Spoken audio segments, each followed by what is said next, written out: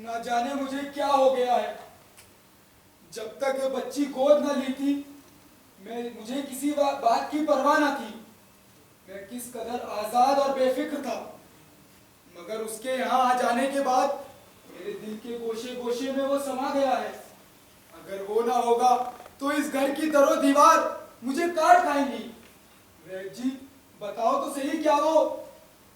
अगर उसकी किस्मत में जिंदगी होगी तो वो जरूर बच जाएगी, मगर वेदक की पुरानी किताबों में जो लिखा है उससे पता चलता है कि क्या?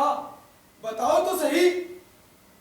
उनमें लिखा है कि नजला, जुकाम, फालिस सबका सबब एक ही होता है और वो है मौत। खुदा के लिए उन किताबों का जिक्र ना करें तो बेहतर होगा। साफ साफ बताइए, मुझे करना क्या चाहिए? अगर मरीज को जिंदा देखना चाहते हो तो उसे घर में बंद रखो, उसे घर से बाहर ना निकलने दो। प्यारी बच्ची, तमाम दिन उसे इस घर में बंद रखना बड़ा ही दुश्वार मालूम होता है। तो इसके सिवा दूसरी सूरत ही क्या है? ये धूप और हवा दोनों ही उस बच्ची के लिए खतरनाक है, क्योंकि शास्त्रों में जो लिखा है। हटाओ भी शास्त्रों की बकवास को।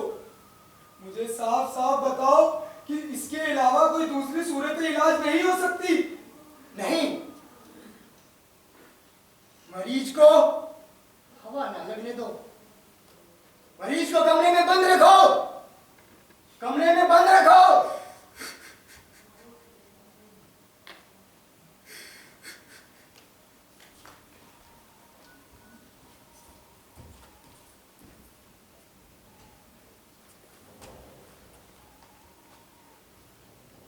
चलो मेरे साथ। अप्पू, अप्पू, अप्पू मैं अंदर नहीं रहना चाहती। अप्पू, अप्पू मुझे बाहर जाना है। अप्पू, अप्पू, अप्पू मैं अंदर नहीं रहना चाहती। अप्पू, अप्पू इस चार दीवारी में मैं नहीं रह सकती। अप्पू, अप्पू मुझे बाहर जाना है। अप्पू, अप्पू, अप्पू।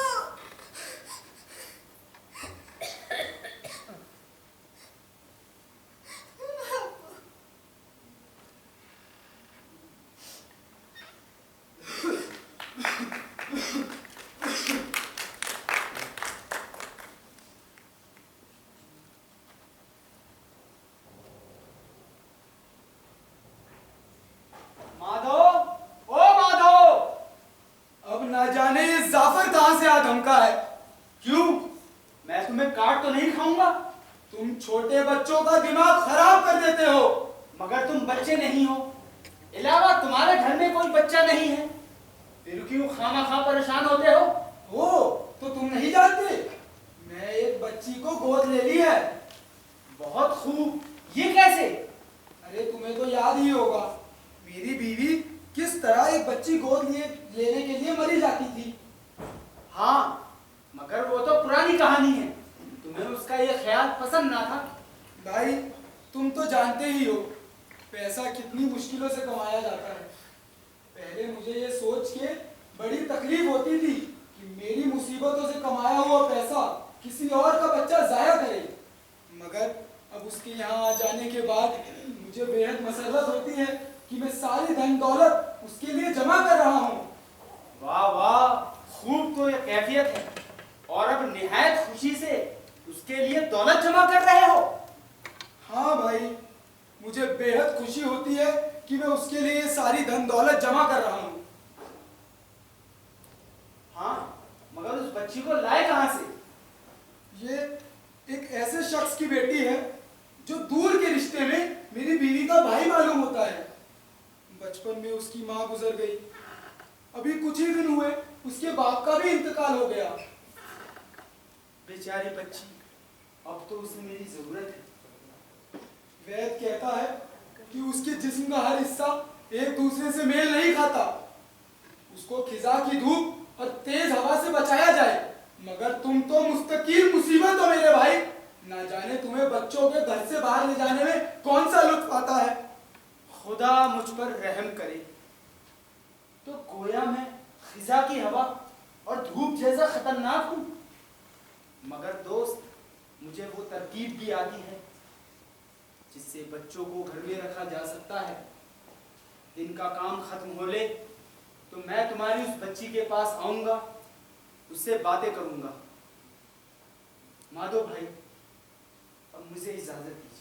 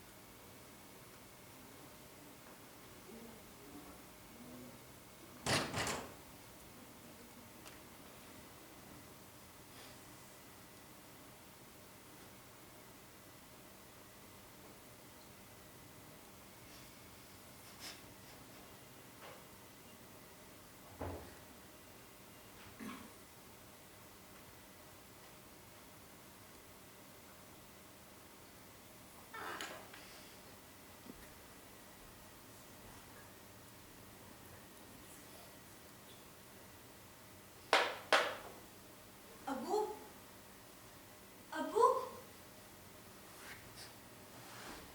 अब्बू, क्या मैं जरा ढलान के पार चली जाऊं? नहीं मेरी प्यारी बच्ची, नहीं। अब्बू, वो देखो, जिस जगह चाची चक्की में चावल पीस रही है, उस जगह गिलहरी अपने नन्हे नन्हे हाथों की मदद से चावल के दाने उठा उठा कर कुतर रही है। क्या मैं उस जगह तक दौड़कर जा सकती हूँ? नहीं मेरी प्यारी बच्ची, नहीं। काश, काश मैं गिलहरी होती तो कितना अच्छा होता। अब्बू, आखिर तुम मुझे घूमने फिरने क्यों नहीं देते? बच्ची, वैद्य जी कहते हैं तुम्हारे लिए बाहर निकलना खतरनाक होगा। मगर वेद जी को ये कैसे मालूम हुआ? कैसी बातें करती हो?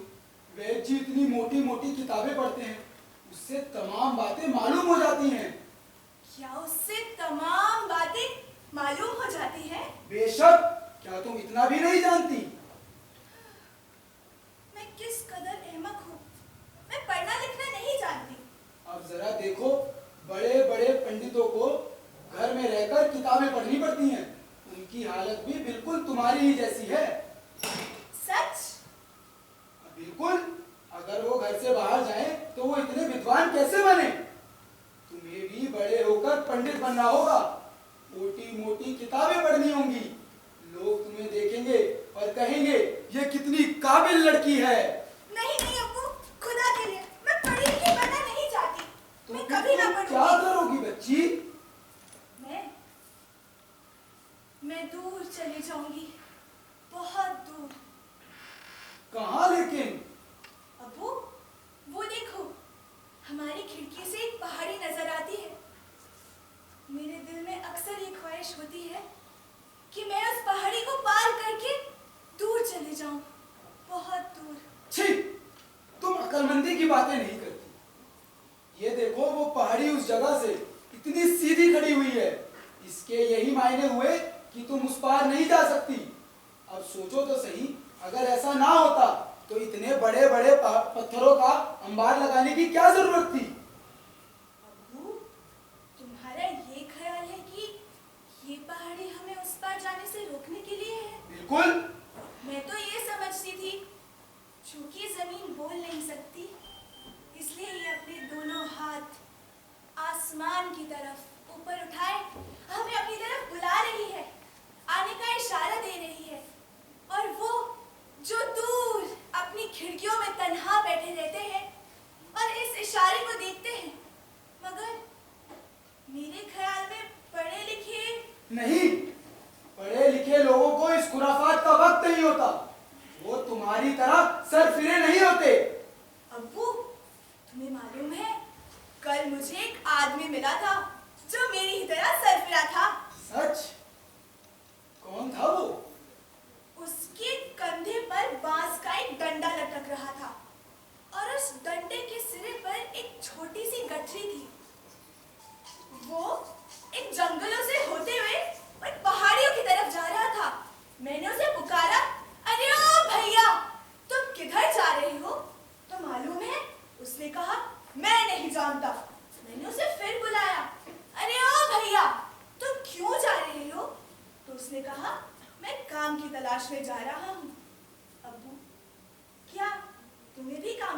में जाना पड़ता है? बेशक, बहुत लोग मुलाजमात की तलाश में मारे मारे फिरते हैं। कितना अच्छा! मैं भी उनकी तरह काम की तलाश में इधर उधर घूमती फिरा करूंगी। मगर उसके बाद भी अगर तुम्हें काम ना मिला फिर? तो फिर मैं और भी आगे निकल जाऊंगी। मालूम है अब्बू, मैंने उस आदमी को उस जगह जाते देखा जहां पानी अंजीर के दरख्त के नीचे बहता है। उसने वहां जाकर अपने पांव आबशार में धोए और फिर अपनी गठरी में से थोड़ा सा सत्तू निकाला और फिर उसे उसी पानी में गूंथकर खाने लगा। मैंने तो अम्मी से कह दिया कि मैं बिल्कुल उसी की तरह वहां जाकर सत्तू खाऊंगी। और तुम्हारी अम्मी ने उसका क्या जवाब दिया? अम्मी ने कहा, तुम ठीक हो लो तो फिर मैं तुम्हें अपने साथ वहां ले चलूंगी। अब्बू, मैं कब तक ठीक हो जाऊंगी?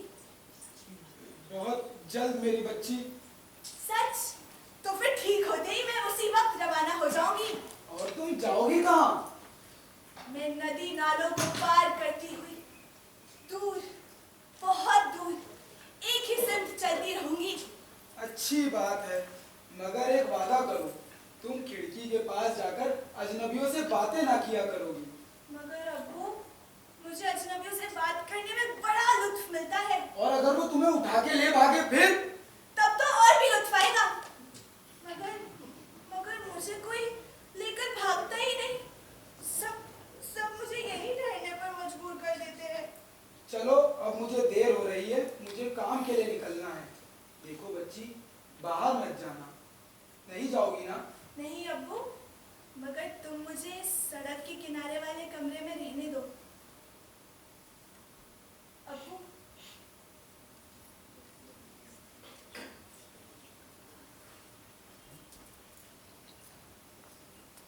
दही ले लो, दही ले लो, ताजा दही, मीठा दही। दही ले लो, दही ले लो, ताजा दही, मीठा दही। दही। दही वाले, अरे ओ दही वाले। कौन? यहाँ। हाँ, क्यों बुलाती हो?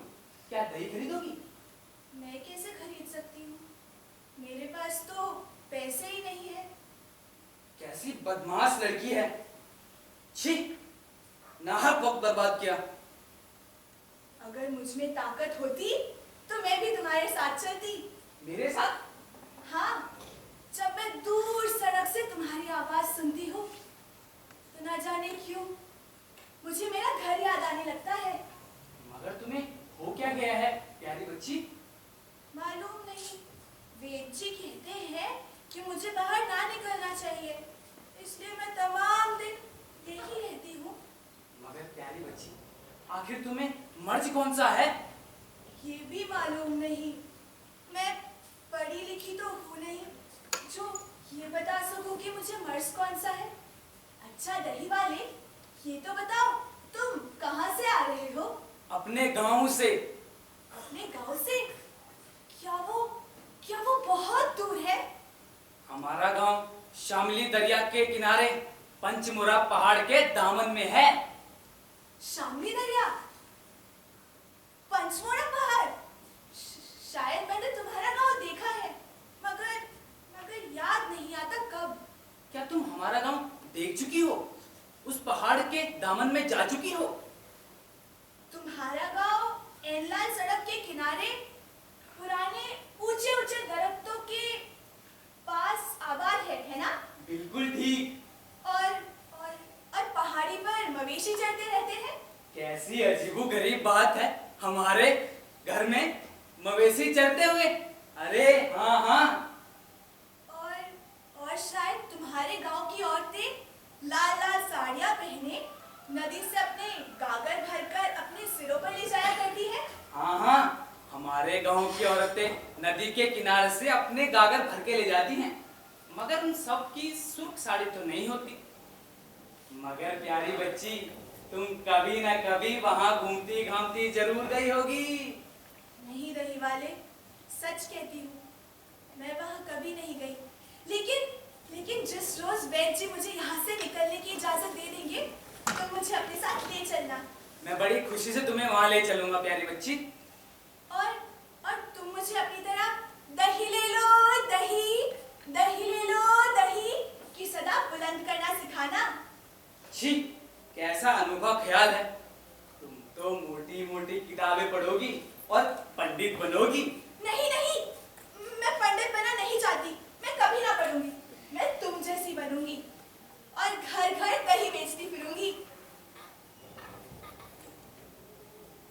और घर घर दही बेचती फिरोगी? नहीं, इतना गंदा ख्याल है तुम्हारा। दही वाले, तुम्हें मालूम है, जब मैं दूर सड़क पर से दरख्तों की कतार में से तुम्हारी आवाज सुनती हूँ, तो ना जाने क्यों मेरे दिल में कैसी वसवसे पैदा होने लगती है। और मालूम है, जब मैं आकाश की बुलंदियों पर उड़ती हुई चीलों की चीखें सुनती हूँ, तभी तभी मेरे मन में कुछ ऐसी ही कैफियत हो जाया करती है।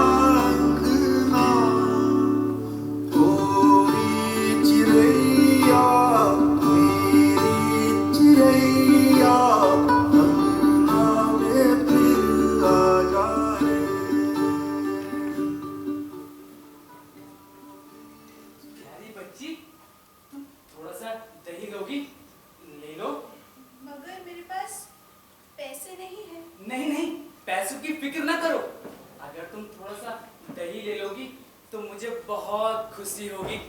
मगर दही वाले, मैंने तुम्हें ज्यादा देर तक तो नहीं रोके रखा। नहीं नहीं, बिल्कुल नहीं। अरे तुमने तो मुझे सिखा दिया है कि मैं दही बेचते हुए किस तरह खुश रह सकता हूँ। दही ले लो दही, दही ले लो दही, ताजा दही, उस गांव का दही जो एनलाल सड़क के किनारे बसा है। वहाँ औरतें सुबह सुबह दूध दोहती है और शाम को उस दूध का दही तैयार करती है। दही, ताजा दही, मीठा दही, दही ले लो दही, दही ले लो दही।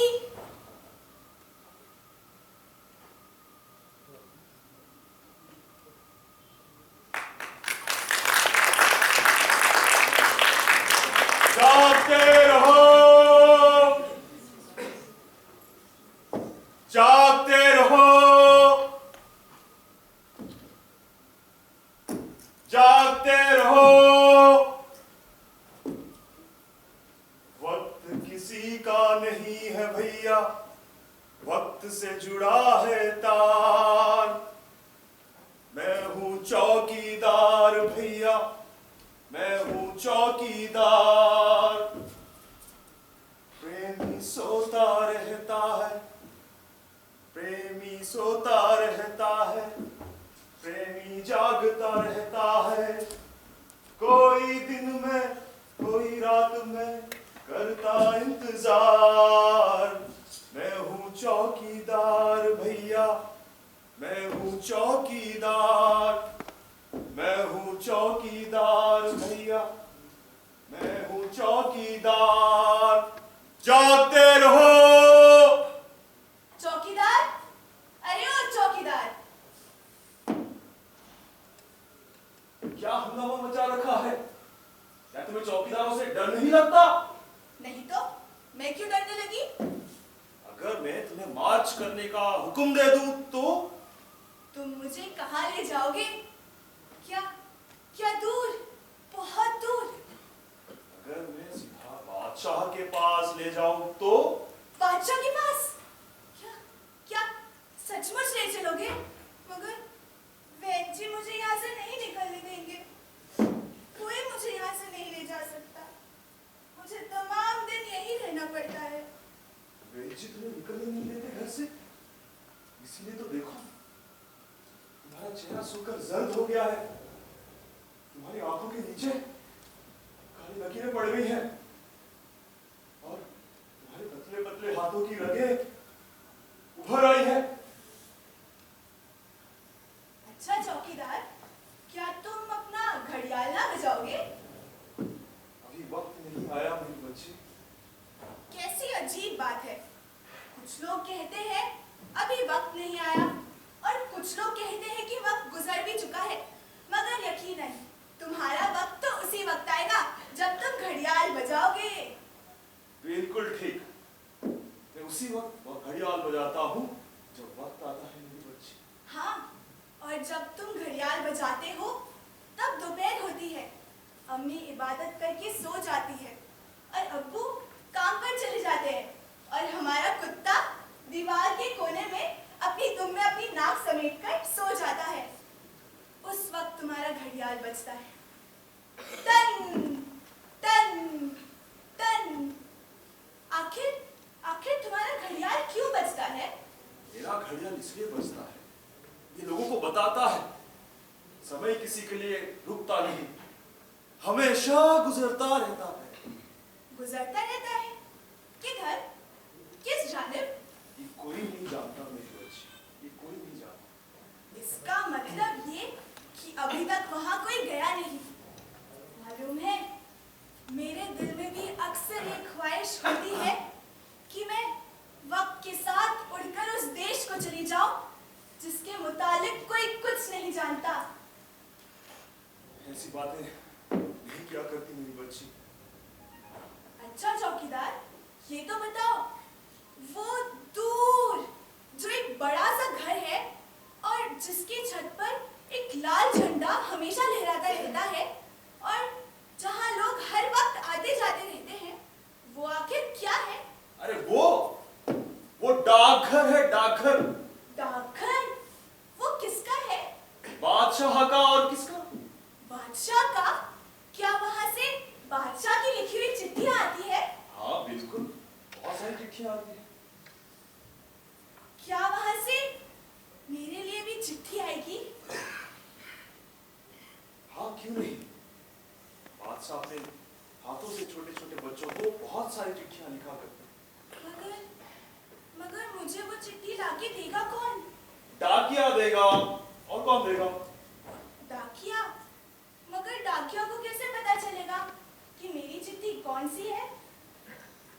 डाकिया डाकिया को तुम जानते नहीं हो? उनके पास सारा सारा सबका चिट्ठा रहता है, हर गांव का चिट्ठा रहता है, हर लोगों का। तो वो घर घर जाके धूप में बारिश में सबके घर जाके चिट्ठियां पहुंचाया करते हैं। अच्छा,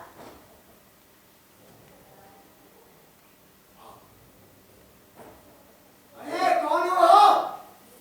ठहरो भाई। मुझे लग रहा है कोई आ रहा है, मुझे लग रहा है मुखिया मुखिया आ रहा है, बहुत बदमाश मुखिया है, मुझे भी जाना पड़ेगा, नहीं तो वो मुझे जिंदगी नहीं छोड़ेगा।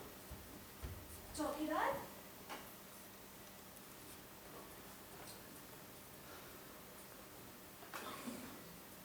मुखिया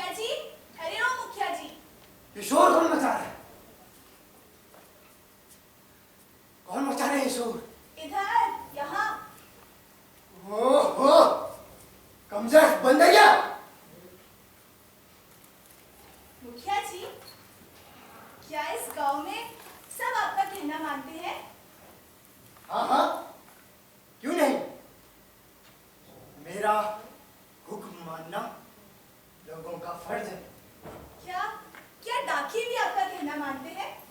हाँ जरूर, भगवान की कसम। मुखिया जी, क्या आप उन डाकियों को बोल देंगे कि सड़क के किनारे जो लड़की खिड़की पर बैठी रहती है उसका नाम गुड़िया है? पर इससे फायदा? शायद मेरे नाम कोई चिट्ठी आए। तुम्हारे नाम? पर तुम्हें चिट्ठी लिखेगा कौन? शायद बादशाह मुझे चिट्ठी लिखे। बादशाह? बादशाह तुम्हें चिट्ठी लिखेंगे? तुम बादशाह की अजीज दोस्त हो ना, और काफी दिनों से तुम्हारी मुलाकात नहीं हुई होगी, है ना?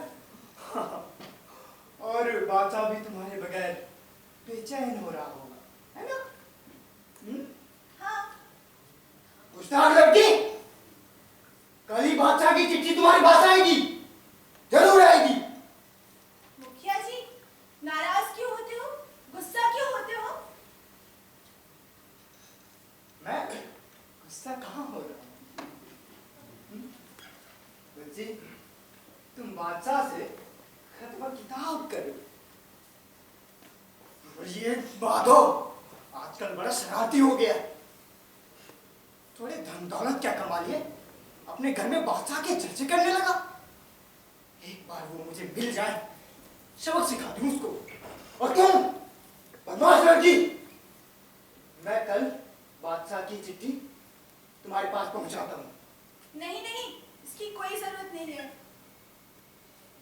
वाह, इसकी जरूरत क्यों नहीं है? मैं बादशाह से तुम्हारा हाल कहूंगा और वो देर न लगाएगा।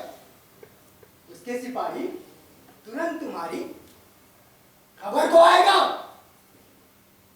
समझे? इस माधो ने तो शरारत की हद कर दी।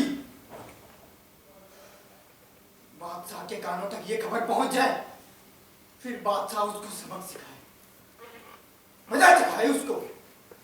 मैं जरूर बताऊंगा बादशाह को ये बात।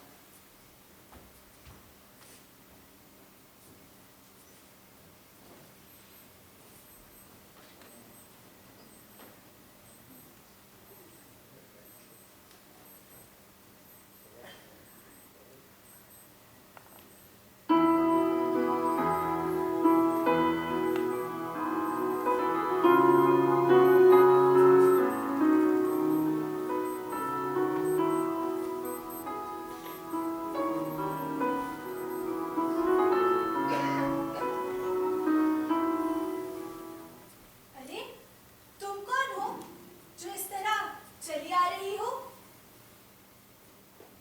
जरा देर ठहरो। मुझे देर हो रही है, मेरे पास जरा भी वक्त नहीं है। तुम यहाँ नहीं ठहरोगी? अब मैं भी यहाँ नहीं ठहरना चाहती। अरे, तुम कौन हो? तुम मुझे किसी देर से निकलने वाली सुबह की सितारे की याद दिला रही हो। तुम्हारा क्या हाल है? मैं, वेद जी कहते हैं कि मुझे बाहर ना निकलना चाहिए, इसलिए मैं तमाम दिन यही रहती हूँ। तो फिर भगवान के लिए बाहर ना निकलो। वेद जी की बात तुम्हें माननी चाहिए। अगर तुम ऐसे ही शरारत करोगी तो लोग तुमसे नाराज हो जाएंगे।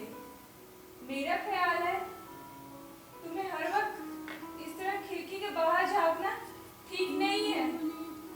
लाओ, मैं तुम्हारी खिड़की जरा सी बंद कर देती हूँ। नहीं, यही तो एक खिड़की खुली है, बाकी सारी तमाम खिड़कियां तो बंद है। अच्छा, शायद मैं तुम्हें नहीं जानती। तुम कौन हो? मैं सुधा हूँ। सुधा? कौन सुधा? तुम नहीं जानती? यहाँ की फूल बेचने वाली लड़की।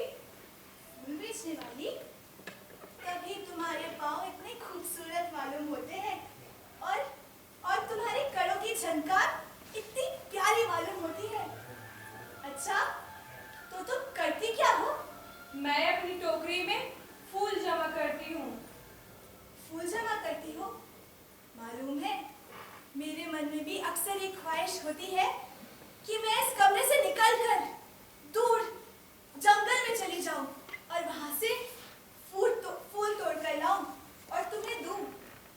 क्या सचमुच फूल तोड़ दोगी? फूलों के बारे में तुम इतना जानती हो जितना कि मैं? हाँ, मैं परियों की कहानी जानती हूँ और उसमें चंपा और उसके 5 भाइयों को जानती हूँ। अच्छा, क्या तुम मेरी बहन पारुल बनोगी? बड़ी अहमक हो। मैं तुम्हारी बहन पारुल क्यों बनूं? जबकि मेरी माँ शशि है और फूल बेचने वाली दिन में बहुत से हार गूंथने पड़ते हैं। क्या यही अच्छा होता? मैं तुम्हारी तरह आराम से बैठी रहती और अपने गुड़िया मुन्नी बिल्ली के साथ खेलती। अच्छा, मुझे अब देर हो रही है। अगर कुछ देर और ठहरी तो एक भी फूल ना मिल सकेगा। जरा देर ठहरो, मेरे पास आओ। तुम्हारा यह रहना मुझे बहुत अच्छा मालूम होता है। ओह, अच्छा, मगर शरारत ना करना। मैं फूल लेकर घर वापस आते वक्त तुमसे फिर मिलूंगी। तुम वादा करती हो? हाँ, शरारत ना करना। मैं चलती हूँ।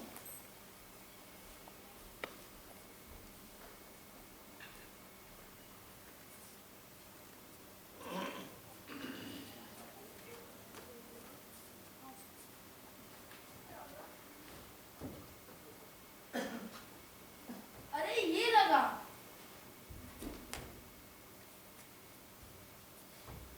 ये लगा। अरे तुम कौन हो? मैं गुड़िया हूँ। क्या तुम मेरे साथ खेलोगे? हाँ हाँ जरूर, लेकिन तुम बाहर कैसे आओगे? वेद जी मुझे बाहर नहीं निकलने देंगे। तुम मेरे खिलौने ले लो।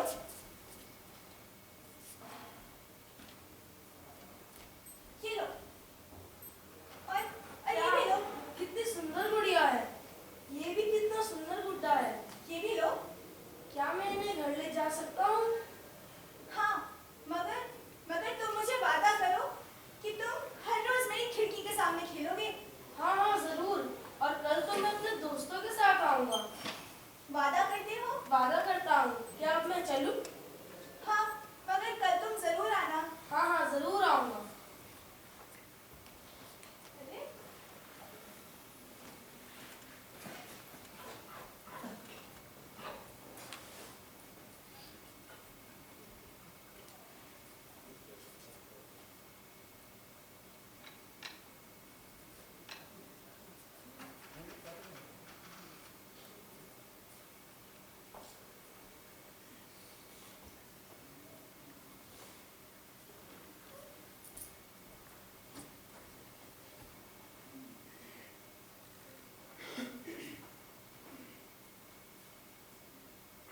अमल, अमल,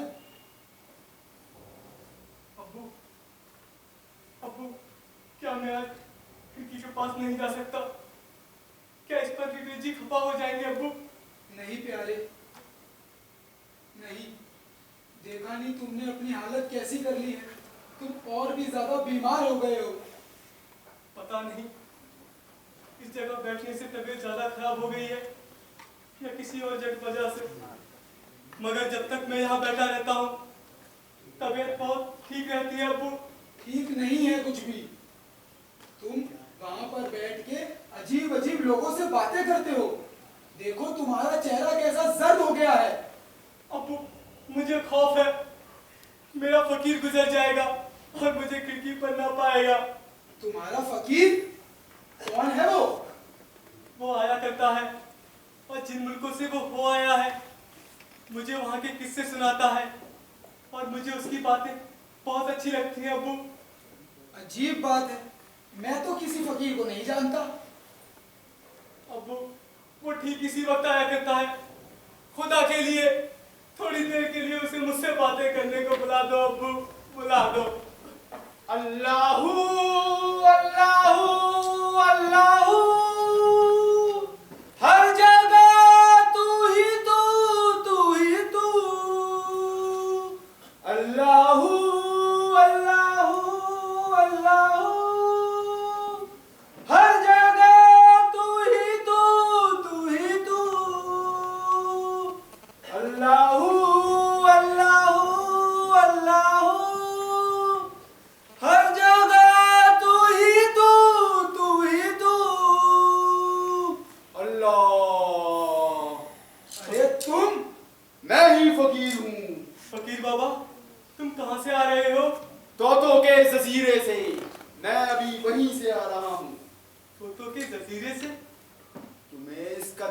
ताज्जुब क्यों होता है? सफर में मेरा कुछ खर्च नहीं होता। मेरा जी जहां चाहता है वहां चला जाता हूं। कैसी मजे की बात है। तुम्हें अपना वादा तो याद है ना? जिस रोज मैं बिल्कुल अच्छा हो जाऊंगा मुझे भी अपने साथ जरूर ले चलना बाबा। हाँ हाँ जरूर।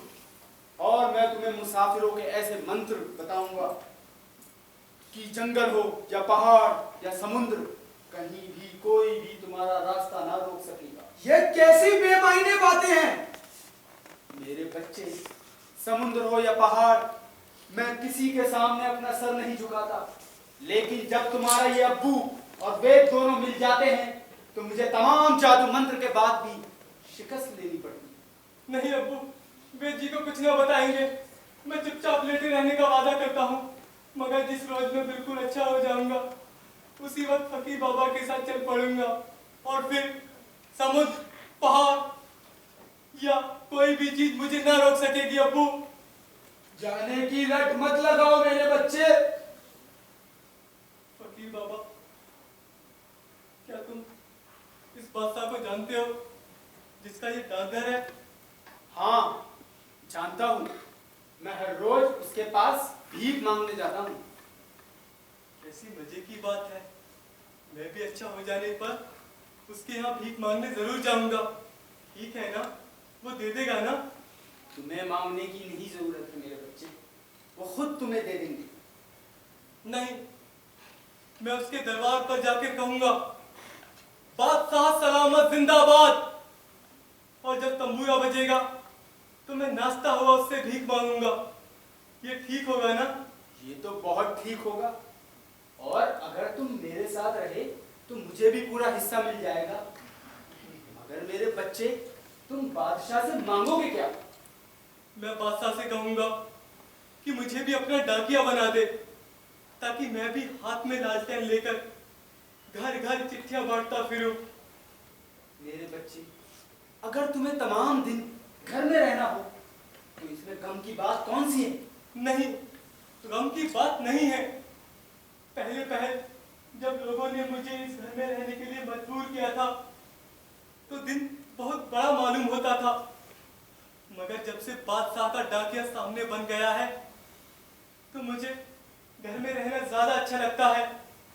और जब मुझे ये ख्याल आता है कि एक दिन बादशाह के हाथ की लिखी हुई चिट्ठी मेरे नाम जरूर आएगी तो तन्हाई का ख्याल नहीं रहता फकीर बाबा। न जाने कब मैं बादशाह की चिट्ठी पढ़ भी सकूंगा या नहीं। ना भी पढ़ सकोगे तो क्या होगा? क्या खत पर तुम्हारा नाम तो लिखा होगा? हाँ, नाम तो लिखा होगा।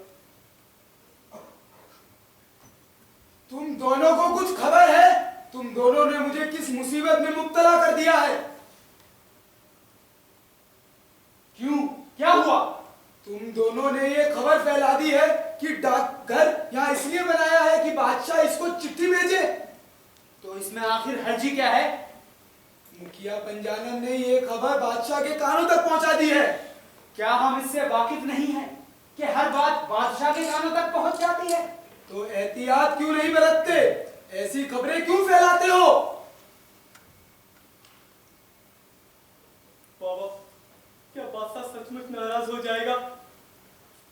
नाराज? तुम जैसे बच्चे और मुझ जैसे फकीर से नहीं। आज सुबह से ऐसा मालूम होता है मेरी आंखों के सामने अंधेरा छाया रहता है। मेरा दिल चुपचाप रहने को चाहता है, बातें करने में जी नहीं लगता। क्या बादशाह की चिट्ठी ना आएगी या कहीं ये कमरा पिघल कर बह तो नहीं जाएगा? बाबा, बह तो नहीं जाएगा? चिट्ठी आज जरूर आ जाएगी मेरे बच्चे। आ जाओ। नमस्कार वैद जी। प्यारे बच्चे, तबीयत कैसी है? आज तो मैं बहुत अच्छा हूँ बच्चे। ऐसा मालूम होता है जैसे सारा दर्द जाता रहा हो। बहुत अच्छा लगता है बेद जी। माधव, इसका इस कदर मुस्कुराना और बिल्कुल अच्छा हो जाने का एहसास करना बच्चे आसान नजर नहीं आते, क्योंकि चक्रोधन ने कहा है। हटाइए भी चक्रोधन की बातों को, ये बताओ होने क्या वाला है। माधव, अब तुम इसे ज्यादा देर तक बंद नहीं रख सकते। मालूम होता है फिर हवा लग गई। मैंने तो घर की तमाम खिड़कियां भी बंद रखी हैं वैद्य जी। माधव, हवा में कैसी कैफियत है। जब मैं तुम्हारे यहाँ दाखिला हो रहा था तो हवा का एक निहायत तेज झोंका सामने के दरवाजे से के गुजरा। मैंने तुम्हें इत्तला किया था ना कि दरवाजे को बंद रखना। तुमने क्यों नहीं बंद किया? और ये खिड़कियां क्यों खुली है? खिड़कियों को भी बंद रखो। वैद्य जी, लगता है अमल सो गया। वैद्य जी, मैंने किसी और शख्स के बच्चे को अपने गले लगाया है और अपने बच्चे की तरह प्यार करता हूं, मगर अब मुझे लगता है कि मैं इसे खो दूंगा मैं इसे।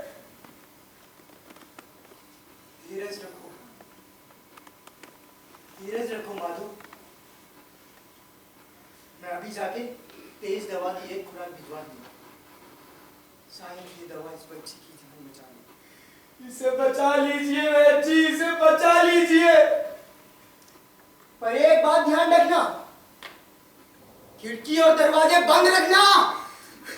मरीज को हवा ना लगने देना।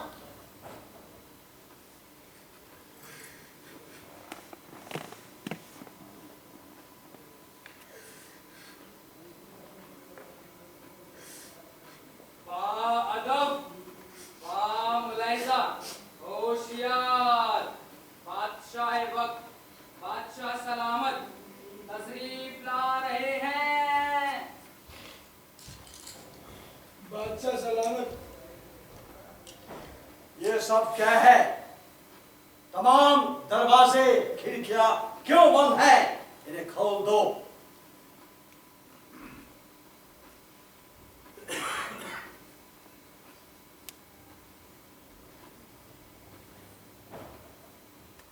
अब तुम्हारी तबीयत कैसी है मेरे प्यारे बच्चे? बादशाह सलामत जिंदाबाद। बादशाह, आज तो ऐसा मालूम होता है जैसे सारा दर्द जाता रहा हो। बादशाह, अबू बादशाह आ गए। बादशाह से कोई कीमती तोहफा मांग लो। बादशाह सलामत, मुझे अपना। हम तुम्हें जरूर बताएंगे। इस कमरे को फूलों से सजा दो। ये कौन है? इस शख्स को हम यहाँ रहने नहीं देंगे। इसे यहाँ से ले चलो, बाद में हम इसे देखेंगे। नहीं नहीं बादशाह, उसी ने तो आपकी चिट्ठी लाकर दी थी मुझे, उसे यहीं रहने दो।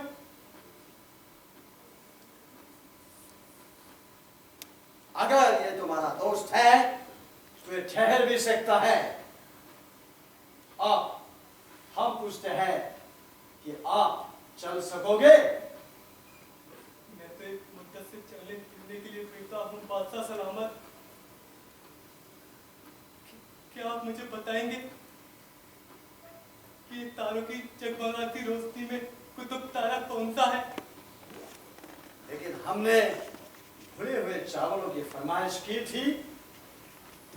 मुखिया जी, आप सच कहते थे, आप सच कहते थे मुखिया जी। बादशाह सलामत, आप हमारे घर चलिए, हम आपको शाही चावल खिलाएंगे। नहीं, अब इन सब की कोई जरूरत नहीं है। इस कमरे को फूलों से सजा दो, खमस सब हो जाए और चिराग को गुल कर दो। हमारे प्यारा अमोल आप चैन से सुना चाहता है। सितारों की रोशनी ही काफी है। ये सारे चिराग क्यों गुल कर दिए जा रहे हैं? कोई मुझे बताएगा ये सब क्या हो रहा है? अल्लाह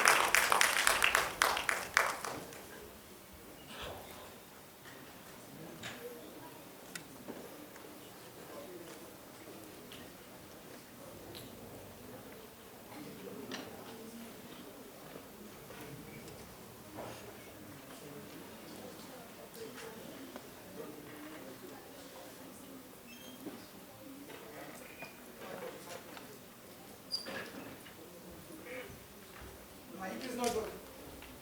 आपसे एक मिनट लेंगे उस्ताद भाई माफी मांगूंगा सिंह और हमारे जो प्यारे डायरेक्टर साहब हैं डायरेक्टर शेख खरुद्दीन उनको मैं मंच पर बुलाना चाहूँगा I request heartily and with height of pleasure to come on the stage. Welcome once again all our beloved audience here on this stage, particularly of IAC. And I just want to say that this play, after embracing one of the quotation of William Shakespeare, that free is beauty. Welcome, Sheikh Kharuddin Sahab.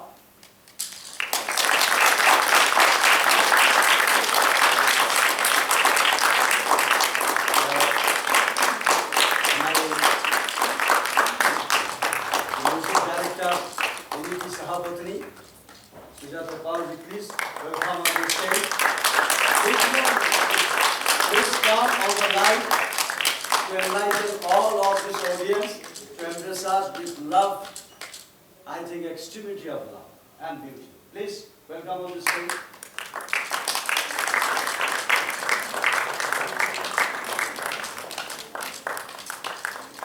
And another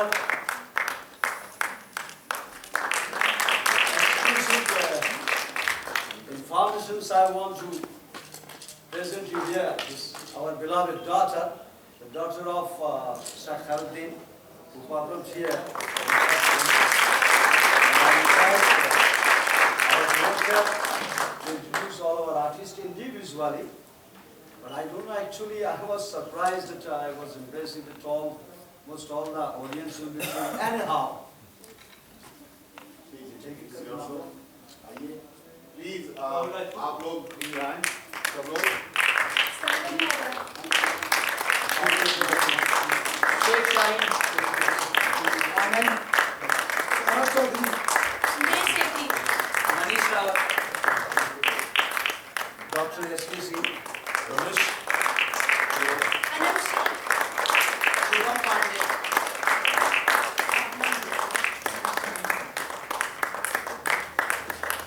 Thank you very much. Bye-bye.